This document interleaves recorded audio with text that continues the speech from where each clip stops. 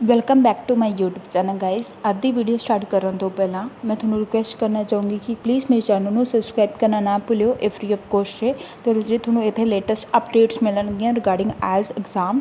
ਤੇ ਚਲੋ ਅੱਜ ਦੀ ਵੀਡੀਓ ਸਟਾਰਟ ਕਰਦੇ ਹਾਂ। ਅੱਜ ਆਪਾਂ ਕਰਾਂਗੇ 5 ਸਿੰਪਲ ਰੂਲ ਸਪੀਕਿੰਗ ਲਈ। ਆਈ ਹੋਪ ਤੁਹਾਨੂੰ ਵੀਡੀਓ ਹੈਲਪਫੁਲ ਰਹੇਗੀ।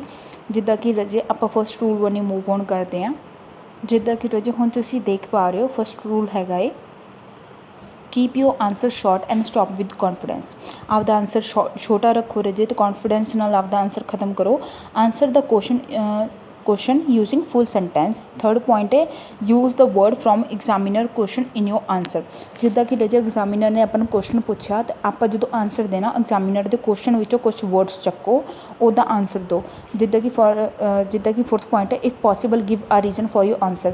जिद्दां कि रजे एग्जामिनर ने अपन कोई क्वेश्चन पूछा सी तो वो क्वेश्चन का आप रीजन देना बहुत जरूरी होंदा है। तुसीं रीजन दोगे तो ज़्यादा वधिया इंपैक्ट पैंदा है। जिद्दां कि सपोज मान लो आप कोई भी क्वेश्चन पूछे आप दस सकते हैं कि ये चीज़ मैनू क्यों पसंद है जब मैं ये चीज़ क्यों करता है। फिफ्थ पॉइंट है डोंट फॉरगेट टू से यस और नो वैन नैसेसरी। जिद्दां कि रजी यस और नो सिर्फ उस कंडीशन में देना जो उन्होंने आप तो पूछा स्पैसीफिकली उदों ऐसी यस और नो आंसर देना बहुत जरूरी होंदा है। For example do you like painting yes उदों आप यस विच आंसर देवांगे। आप अगे मूव ऑन करते हैं what they are looking for. If you know what is important to IELTS examiner it improve your chance of success. This guidelines refers to every part of speaking test. Stick to it and you will satisfy your examiner. जिद्दां कि रजे जे तुहानूं पता होगा कि आइल्स examiner नूं अपने तो की चाहिए अपने चांसिस बहुत जाते अपने बैंड स्कोर मतलब कि इनक्रीज़ होने दे जां बैंड स्कोर्स वध आउंदे। जिद्दां कि रजे हुण मैं एग्जाम्पल्स दे के समझाने की कोशिश की है। Speak without long pause. जिद्दां कि रजे लंबे पॉज ना लो जो मान लो काफ़ी टाइम की होंदा बच्चा सोचता ही रहिंदा कि मैं डिफरेंट आंसर देने की कोशिश करा जां मैं मतलब कि बच्चे को समझ नहीं आ रहा होंदा भी आंसर किवें देवे। बहुत लंबे पॉज लै जाते हैं जिहदे करके एग्जामिनर नूं पता लग जाता है कि ये क्वेश्चन का बच्चे नूं जां आंसर नहीं आता जां बच्चे नूं क्वेश्चन समझ नहीं आ रहा गा। Understand what the examiner ask you and confirm by answering accordingly. जिद्दां कि रजे एग्जामिनर ने जो क्वेश्चन पूछा वो अकॉर्डिंग आंसर दो। जिद्दां कि अगे आप मूव ऑन करते नैक्सट स्लाइड बनी use the all the tense when you speak past present future. जिद्दां कि रजे मैं स्पीकिंग का एक पार्ट होर वीडियो लैके आवांगी जिस मैं तुहानूं दसांगी कि आप पास्ट सेंटेंस कित्थे यूज़ करना प्रैजेंट तो फ्यूचर कित्थे यूज़ करना स्पीकिंग विच। जिद्दां कि रजे टेंस के सारे पार्ट्स आप यूज़ करने होंदे speaking they which past present future तो उन्होंने प्रॉपर तरीके नाल यूज़ करना सीखो। तो नैक्सट हैगा प्रोनाउंस द वर्ड करैक्टली। जिद्दां कि काफ़ी वर्ड्स होंदे जिहड़े बच्चे नूं प्रोनाउंस करने नहीं आते बट बच्चे उही वर्ड्स जान के यूज़ करते हैं तो एज अ रिजल्ट की होंदा तुहाडे बैंड स्कोर्स डायरैक्ट हो जाते हैं। एक होर इंपॉर्टेंट पॉइंट है कि एक्सेंट। काफ़ी बच्चे एक्सेंट कॉपी करने की कोशिश करते हैं फॉरनर्स का जिहदे करके अपने बैंड स्कोर्स पर बहुत ज़्यादा इंपैक्ट पैंदा है।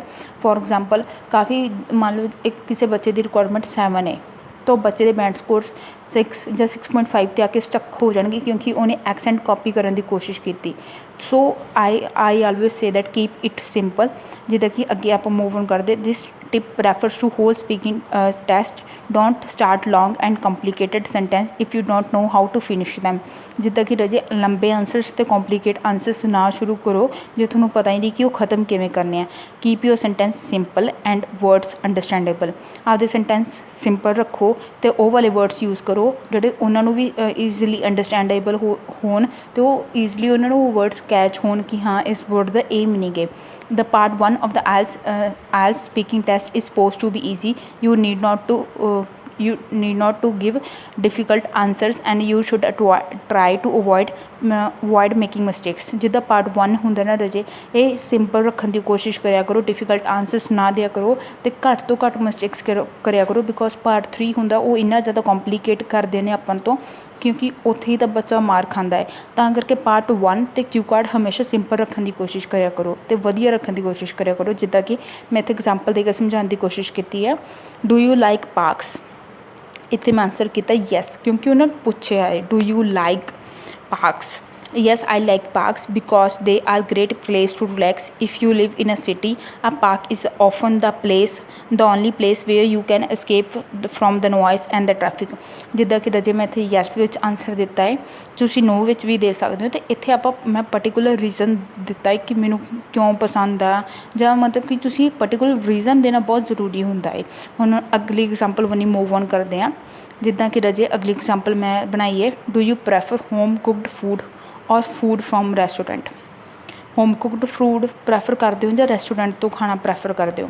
ਮੈਂ ਕੁਛ ਆਨਸਰ ਪ੍ਰਪੇਅਰ ਕੀਤਾ, I prefer home cooked food because I think it is healthier and you know exactly what you are eating, and I also enjoy cooking for family and friends।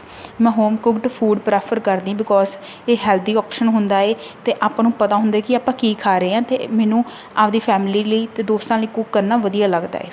ਅੱਗੇ move on ਕਰਦੇ ਹਾਂ। You need not to say more than this. ਇੰਨਾ answer ਰਜੇ enough ਹੁੰਦਾ। Just answer the question with full sentence and give a reason ਦੇਣਾ ਬਹੁਤ ਜ਼ਰੂਰੀ ਹੁੰਦਾ। Maybe one extra piece of information. ਇਹਦੇ ਤੋਂ ਜ਼ਿਆਦਾ ਥੋੜ੍ਹਾ ਜਿਹਾ ਇੱਕ ਐਕਸਟਰਾ ਇਨਫੋਰਮੇਸ਼ਨ ਥੋੜ੍ਹੀ ਜਿਹੀ ਦੇਣਾ ਚਾਹੋ ਤਾਂ ਦੇ ਸਕਦੇ ਹੋ। ਉਸ ਤੋਂ ਬਾਅਦ ਸਪੀਕਿੰਗ ਰੋਕ ਦਿਓ, ਮਤਲਬ ਉੱਥੇ ਆਨਸਰ ਖ਼ਤਮ ਕਰ ਦਿਓ। ਐਂਡ ਆਨਸਰ ਵੀ ਕੌਨਫੀਡੈਂਸ ਨਾਲ ਖ਼ਤਮ ਕਰੋ, ਅਤੇ ਐਗਜ਼ਾਮੀਨਰ ਬਣੀ ਆਈ ਕੰਟੈਕਟ ਬਣਾ ਕੇ ਰੱਖਿਆ ਕਰੋ, ਕਿਉਂਕਿ ਐਗਜ਼ਾਮੀਨਰ ਬਣੀ ਆਈ ਕੰਟੈਕਟ ਨਹੀਂ ਬਣਾਉਂਦੇ ਨਾ, ਐਗਜ਼ਾਮੀਨਰ ਨੂੰ ਪਤਾ ਲੱਗ ਜਾਂਦਾ ਰਜੇ ਕਿ ਆਪਾਂ ਨੂੰ ਚੀਜ਼ ਆਪਾਂ ਐਗਜ਼ਾਮੀਨਰ ਤੋਂ ਡਰ ਰਹੇ ਹਾਂ, ਜਾਂ ਐਗਜ਼ਾਮੀਨਰ ਉੱਥੇ ਆਪਾਂ ਤੋਂ ਹਾਵੀ ਹੋਣ ਲੱਗ ਜਾਂਦਾ ਹੈ। ਸੋ ਆਪਾਂ ਨੂੰ ਉਹ ਚੀਜ਼ ਸਿੰਪਲ ਰੱਖਣੀ ਚਾਹੀਦੀ ਹੈ ਅਤੇ ਕੰਪਲੀਕੇਟ ਨਹੀਂ ਕਰਨੀ ਚਾਹੀਦੀ। ਕਿ ਆਈ ਹੋਪ ਤੁਹਾਨੂੰ ਵੀਡੀਓ ਹੈਲਪਫੁਲ ਲੱਗੀ ਹੋਊਗੀ। ਜਿੱਦਾਂ ਕਿ ਰਜੇ ਇੱਕ ਪੁਆਇੰਟ ਮੈਂ ਐਕਸਪਲੇਨ ਕਰਨਾ ਭੁੱਲ ਗਈ ਸੀਗੀ, ਆਈ ਐਮ ਸੋਰੀ, ਜਿਹਦੇ ਵਿੱਚ ਮੈਂ ਦੱਸਣਾ ਸੀਗਾ ਕਿ ਆਪਾਂ ਸਪੀਕਿੰਗ ਵਿੱਚ ਕੰਪਲੈਕਸ ਸਟਰਕਚਰਸ ਵੀ ਯੂਜ਼ ਕਰ ਸਕਦੇ ਹਾਂ। ਉਹ ਮੈਂ ਵੀਡੀਓ ਜਲਦੀ ਹੀ ਲੈ ਕੇ ਆਵਾਂਗੀ। ਆਈ ਹੋਪ ਤੁਹਾਨੂੰ ਵੀਡੀਓ ਹੈਲਪਫੁਲ ਲੱਗੀ ਹੋਊਗੀ। ਜੇ ਹੈਲਪਫੁਲ ਲੱਗੀ ਤਾਂ ਪਲੀਜ਼ ਚੈਨਲ ਨੂੰ ਸਬਸਕ੍ਰਾਈਬ ਕਰਨਾ ਨਾ